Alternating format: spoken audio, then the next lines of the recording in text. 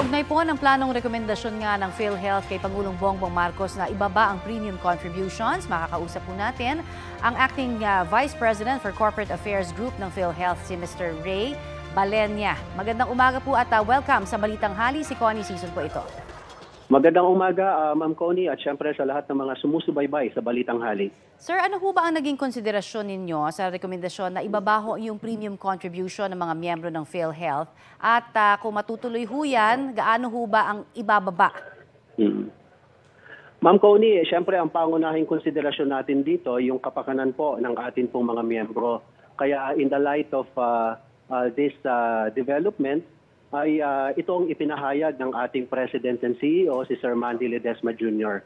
So ngayon po ay pinag-aaralan na po natin ito pong panukala na ito, and kapag meron na po tayong mga panukala ay agad-agad i-convene po natin yung ating Executive Committee nang sa gayon ay makapag-rekomenda na po tayo sa ating PhilHealth Board at eventually kay Pangulong Bongbong Marcos Jr. May kinalaman ho ba dito sa inyong inirekomendang pagbaba po ng premium contribution? Ito pong pagsita po ng Senado doon po sa pagbabalik ng 90 billion, sir?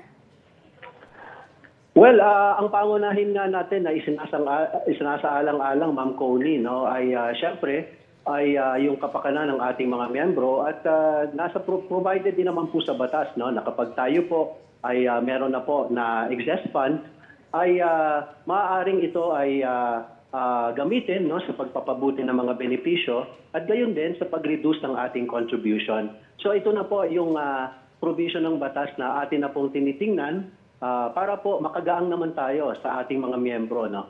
So it has nothing to do dito po sa pagsita po sa inyo?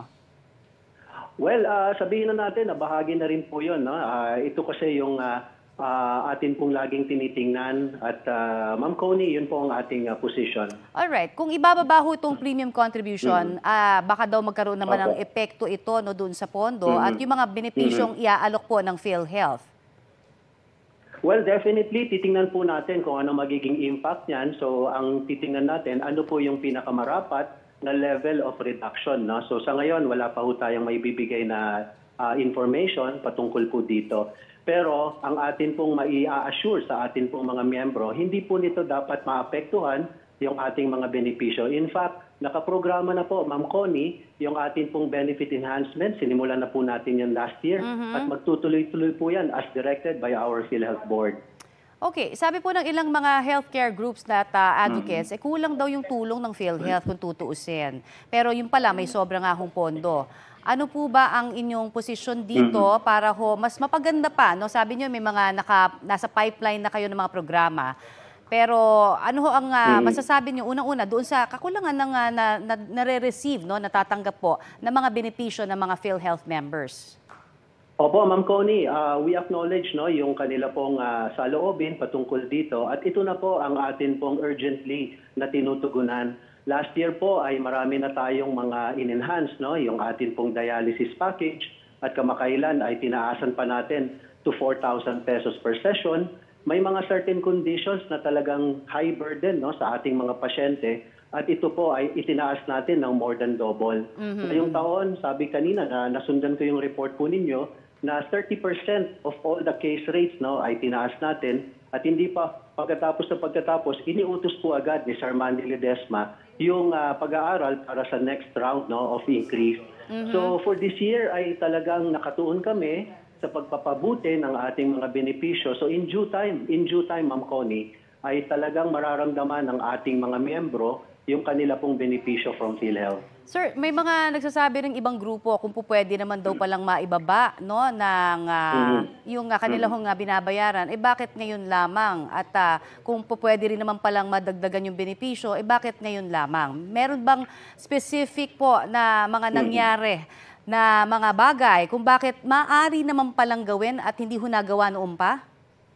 Well, naantala lang po tayo, no, sa ating pong benefit enhancement program. Pero gaya nung sinabi natin kanina, Ma'am Connie, ay sinimulan agad natin yan nung once nag-normalize na, no, galing tayo sa pandemya, ay namamayagpag na po tayo sa pagpapabuti left and right ng ating mga packages.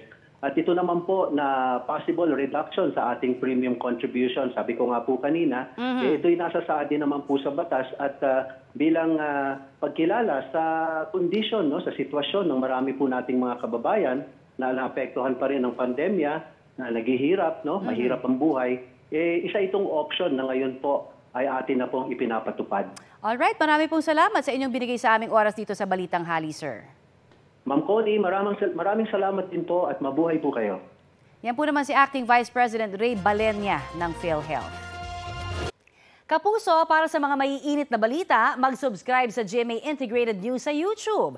Sa mga kapuso naman abroad, subaybayan nyo kami sa GMA Pinoy TV at sa www.gmanews.tv.